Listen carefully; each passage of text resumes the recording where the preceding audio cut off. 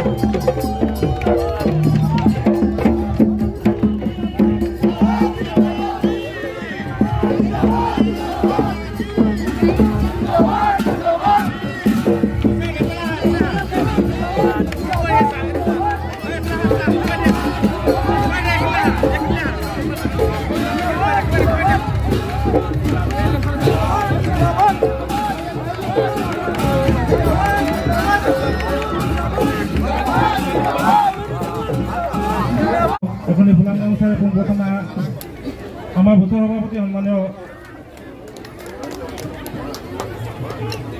আমাৰ যদি কোনোবা আমাৰ মৰাণ সমষ্টি খোৱাং সমষ্টি বাকী এই পথালিপাম পঞ্চায়তৰ ৰাইজৰ হৈ মই জনপ্ৰতিনিধি হিচাপে আপোনাক আমি বহুত বহুত স্বাগতম আৰু অভিনন্দন জনাই সকলোলৈকে এই একেবাৰে এটা বেয়া বতৰ এই বতৰকো নেওচা কৰি আপোনালোকে তেখেতক আশীৰ্বাদ প্ৰদান কৰিবৰ বাবে আহিলে তাৰ বাবে কষ্ট স্বীকাৰ কৰি নিজৰ গাঁঠিৰ ধান ভাঙি মূৰৰ ঘাম মাটিত পেলাই বোকা পানী গছকি যি কষ্ট স্বীকাৰ কৰিলে তাৰ ফলত মই সৰ্বানন্দ সোণোৱাল বিধায়ক হিচাপে স্বীকৃতি বুটলিবলৈ সক্ষম হলো যিখন সমাজে মোক অসমৰ ৰাজনীতিত প্ৰথমবাৰৰ বাবে সাংবিধানিক জনপ্ৰতিনিধিৰ পৰিচয় দিলে সেইখন সমাজে আছিল মৰাণ বিধানসভা সমষ্টিৰ সমাজ চাহ বাগিচা গাঁও বস্তি আৰু মৰাণৰ সেই চহৰ সদৃশ সকলো স্থানৰ পৰা আপোনালোকে যেনেধৰণে কষ্ট স্বীকাৰ কৰিছিল মোৰ এতিয়াও মনত আছে সেই দিনটো যিটো দিনত নিৰ্বাচনৰ সময়ত এটা ভয়াৱহ ঘটনা সংঘটিত হৈছিল আমাৰ কেইবাগৰাকীও বিজেপি আৰু এজিপি সতীৰ্থ আততায়ী গুলীত তেখেতসকলে নিহত হৈছিল সেই কেইগৰাকী মহান এজিপি বিজেপিৰ কাৰ্যকৰ্তাক প্ৰয়াত কাৰ্যকৰ্তাক মই গভীৰ শ্ৰদ্ধাঞ্জলি জ্ঞাপন কৰিছোঁ আৰু সেই সময়ত আপোনালোকে দৃঢ়তা দেখুৱাইছিল আপোনালোকে সেই ভয়াৱহ পৰিস্থিতিৰ মোকাবিলা দৃঢ়তাৰে ঐক্যবদ্ধ হৈ কৰাৰ ফলত আপোনালোকে এই প্ৰতিনিধিগৰাকীক জন্ম দিছিল সৰ্বানন্দ সোণোৱাল আপোনালোকৰ আশীৰ্বাদ লৈ 2004 পৰা 2009 লৈকে মই সাংসদ হিচাপে কাৰ্যনিৰ্বাহ কৰিলোঁ তাৰ পাছত 2014 মই সাংসদ হিচাপে দিল্লীলৈ গ'লো কেন্দ্ৰীয় মন্ত্ৰী হ'লো 2016 আপোনালোকে মাননীয় প্ৰধানমন্ত্ৰী নৰেন্দ্ৰ মোদী ডাঙৰীয়াৰ বলিষ্ঠ নেতৃত্বত 10 বছৰে সকলো জাতি জনগোষ্ঠী ভাষা ভাষী ধৰ্মাৱলম্বীক আস্থাৰ বিশ্বাসত লৈ চাপকাপ ভৰ্তিৰ পৰা আৰম্ভ কৰি তেখেতসকলে শিক্ষা জীৱন 60 বছৰ কাল 1952 চনৰ পৰা দীৰ্ঘদিন ধৰি কংগ্ৰেছ দিল্লীত চৰকাৰ গঠন কৰিছিল অসমতো চৰকাৰ গঠন কৰিছিল কিন্তু সেই কংগ্ৰেছে কেৱল প্ৰতিশ্ৰুতি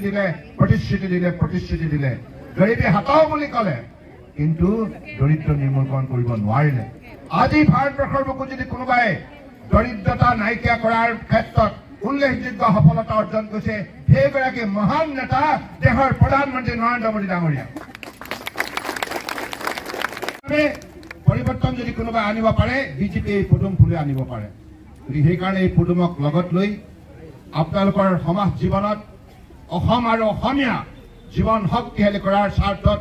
আমি আপোনালোকৰ ওচৰলৈ আহিছোঁ আপোনালোকৰ আশীৰ্বাদ বিচাৰি